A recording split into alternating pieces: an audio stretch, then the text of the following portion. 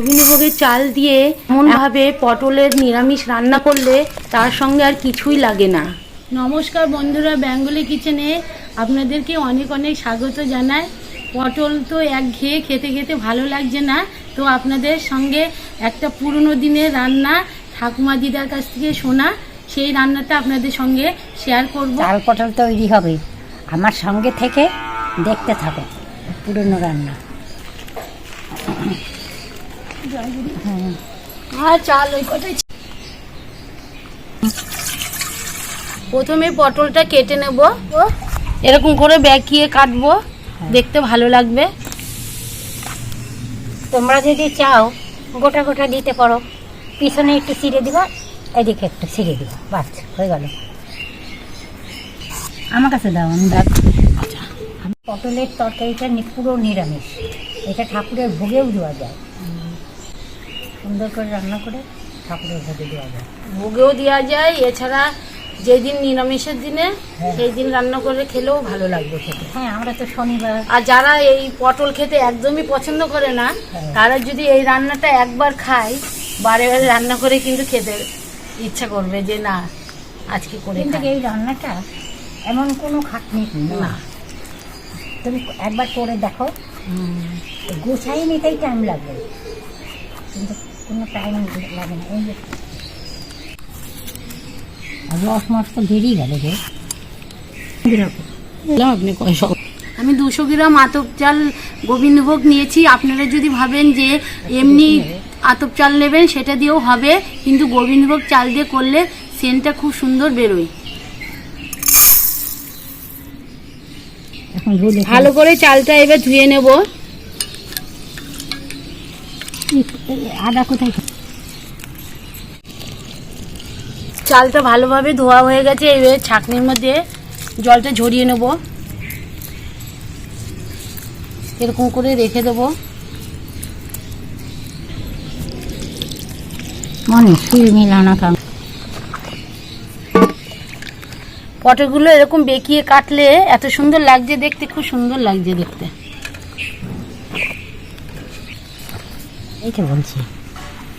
হ্যাঁ, আচ্ছা, সেদিকে কড়াইতে সর্ষের তেল দিয়ে দেবো। কাটা পটলগুলো এবার ছেড়ে দেবো।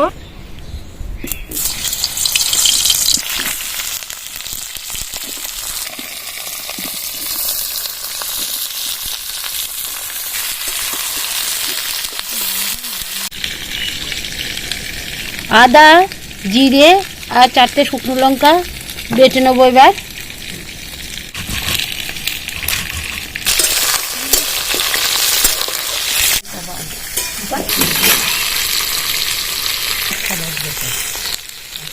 হাফ পটলগুলো ভাজা হয়ে গেছে, এবার আলুগুলো দিয়ে দেবো।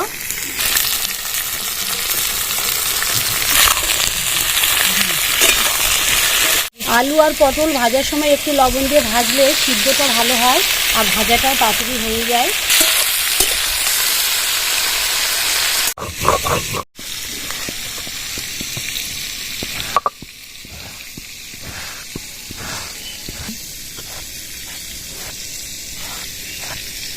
ভেজে নিয়েছি, এবার তুলে নেব। সর্ষের তেল দিয়ে দেবো।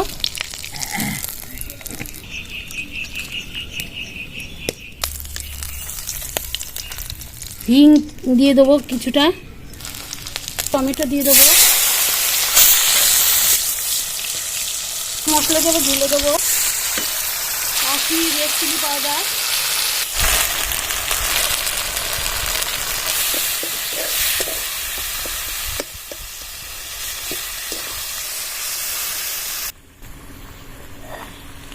চালে ছাঁকলে এটা একটু সরাই দিতে পারে।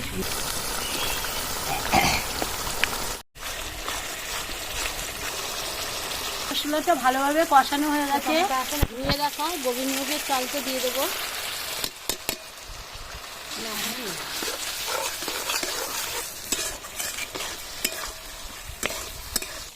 ভেজে রাখা পটল আর আলুটা ঢেলে দেবো।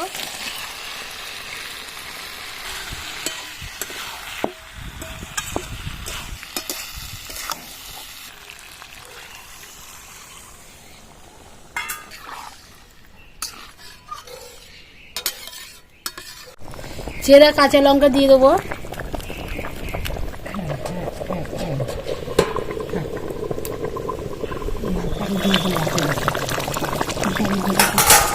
কালারটা খুব সুন্দর হয়েছে। আর মাঝে মাঝে এই গোবিন্দভোগ চালটা কিন্তু নিচে লেগে যায়, এইভাবে নাড়া দিতে হবে নিচে। হ্যাঁ, সামান্য একটু চিনি দিয়ে দেবো আর একটু ঢাকা দিয়ে দেবো। হ্যাঁ, দিয়ে দিচ্ছি। এবার দেখি তুলে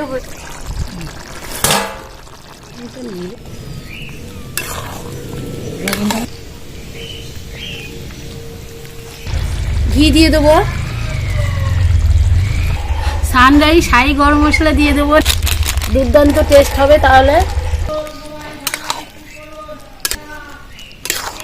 হয় না,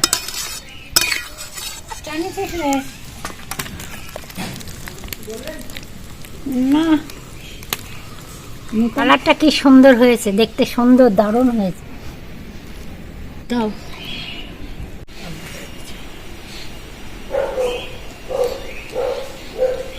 দারুণ হয়েছে।